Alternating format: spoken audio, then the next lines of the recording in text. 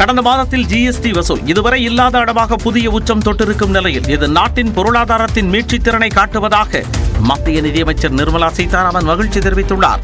GST வசூல் தொடர்பாக அவர் X பக்கத்தில் வெளியிட்டுள்ள பதிவில், கடந்த ஏப்ரல் மாதத்தில் மொத்தமாக ஜிஎஸ்டி வசூல் 2,36,000 கோடி ரூபாயாக பதிவு செய்யப்பட்டுள்ளதாக குறிப்பிட்டுள்ளார். இது கடந்த ஆண்டு ஏப்ரலில் வசூலான 2,10,000 கோடியை விட 12.6 விழுக்காடு அதிகம் என்று கூறியுள்ளார். கடந்த மாதத்திற்கான நிகர ஜிஎஸ்டி வசூல் 2,09,000 கோடியை எட்டியுள்ளதாகவும், இது கடந்த ஆண்டுடன் ஒப்பிடுகையில் 9.1 விழுக்காடு வளர்ச்சியடைந்திருப்பதாகவும் பதிவிட்டுள்ளார். இந்த எண்ணிக்கைகள் இந்திய பொருளாதாரத்தின் மீட்சித் திறனையும் கூட்டுறவு கூட்டாட்சியின் செயல்திறனையும் வெளிப்படுத்துவதாக கூறியுள்ள மத்திய அமைச்சர் நிர்மலா சீதாராமன், வரி செலுத்தும் அனைத்து நபர்களுக்கும் மனமார்ந்த நன்றியை தெரிவித்துக் கொள்வதாக கூறியுள்ளார்.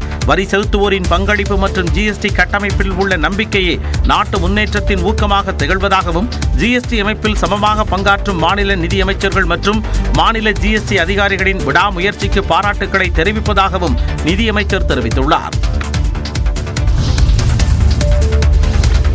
தங்களை இந்தியாவை விட்டு நாடு கடத்துவதை எதிர்த்து பாகிஸ்தானியர்கள் தொடர்ந்த வழக்கு உச்சநீதிமன்றத்தில் இன்று விசாரணைக்கு வருகிறது.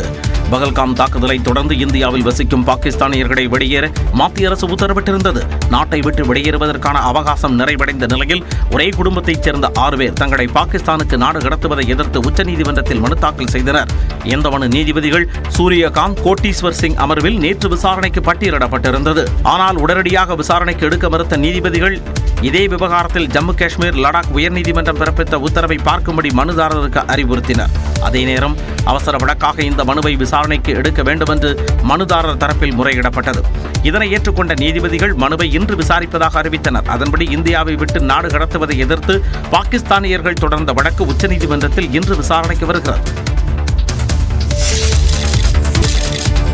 நான் இன்னைக்கு போகிறது ஜனநாயகன் படத்தினுடைய வேலைக்காக போகிறேன். கொடைக்கானலில் ஒரு ஷூட்காக போகிறேன். கூடிய சீக்கிரமே உங்கள் மதுரை மண்ணுக்கு நம்ம கட்சி சார்பாக வேற ஒரு சந்தர்ப்பத்தில் உங்க எல்லாரையும் மீட் பண்ணி நான் பேசுகிறேன். அரசியல்வாதியான பிறகு முதன்முறையாக செய்தியாளர்களை சந்தித்த விஜய் தொண்டர்களுக்கும் ரசிகர்களுக்கும் அறிவுரை மட்டும் வழங்கி சென்றார். கொடைக்கானலில் ஜனநாயகன் படத்தின் படப்பிடிப்பில் கலந்து கொள்ள சென்னையிலிருந்து தனி விமானத்தில் மதுரைக்கு விஜய் புறப்பட்டார். முன்னதாக சென்னை விமான நிலையத்தில் தவேக தலைவராக முதன்முறையாக செய்தியாளர்களை விஜய் சந்தித்தார். அப்போது மதுரையிலிருந்து கொடைக்கானலுக்கு செல்லும்போது தனது வேன் மற்றும் காரை பின்தொடர்ந்து ரசிகர்கள் யாரும் வரவேண்டாம் என கேட்டுக்கொண்டார். என் வேலையை பார்க்க நான் போயிடுறேன், நீங்களும் சேஃபாக அவங்கவுங்க வீட்டுக்கு போயிடுங்க. யாரும் என்னுடைய வேனுக்கு பின்னாடியோ காருக்கு பின்னாடியோ யாருமே ஃபாலோ பண்ணுறதோ, இந்த பைக்கில் ஃபாஸ்ட்டாக வர்றதோ, பைக்கு மேலே நின்றுக்கிட்டு பைக்கு ஓட்டுறது, ஹெல்மெட் இல்லாமல் இந்த மாதிரிலாம் வராதிங்க. ஏன்னா அந்த காட்சியெல்லாம் பார்க்கறதுக்கே மனசுக்கு ரொம்ப பதட்டமாக இருக்குது. கோவையில் தவேக பூத் கமிட்டி மாநாட்டின் போது கட்டுக்கடங்காத கூட்டம் திரண்டது பேசுபொருளான நிலையில் தன்னை காண ஆபத்தான செயல்களில் தொண்டர்கள் ஈடுபடக்கூடாது என விஜய் அண்மையில் எக்ஸ் பதிவில் கண்டித்திருந்தது குறிப்பிடத்தக்கது.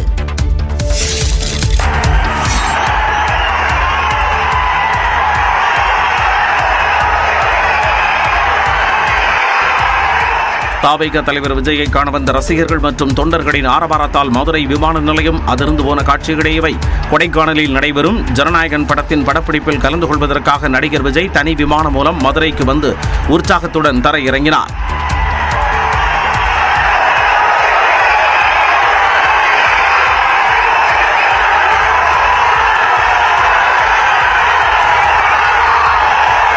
விமான நிலையத்தில் காலை முதலே குவிந்திருந்த ரசிகர்கள் விஜய்க்கு உற்சாக வரவேற்பளித்தனர். அப்போது ஒரே நேரத்தில் விமான நிலையத்திற்குள் மொத்த கூட்டமும் செல்ல முயன்றதால் கட்டுப்படுத்த முடியாமல் போலீசார் திணறினர்.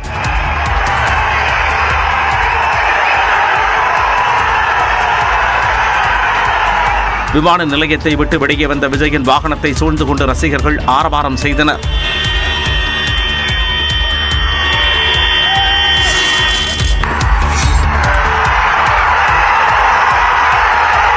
தன்னை காண காலை முதலே மதுரை விமான நிலையத்தில் குவிந்த ரசிகர்களையும் தொண்டர்களையும் உற்சாகப்படுத்தும் வகையில் காவல்துறையின் எச்சரிக்கையை மீறி திடீர் ரோட் ஷோ சென்றார் விஜய். ஜனநாயகன் படப்பிடிப்பிற்காக மட்டுமே மதுரை செல்வதாக முன்பு கூறியிருந்த விஜய் மதுரையில் தொண்டர்களை கண்டதும் திடீரென தவேக துண்டு அணிந்து கொண்டு அரசியல்வாதியாக மாறினார். தொண்டர்கள் மற்றும் ரசிகர்கள் கூட்டத்திற்கு நடுவே அவர் ரோட் ஷோவும் சென்றார்.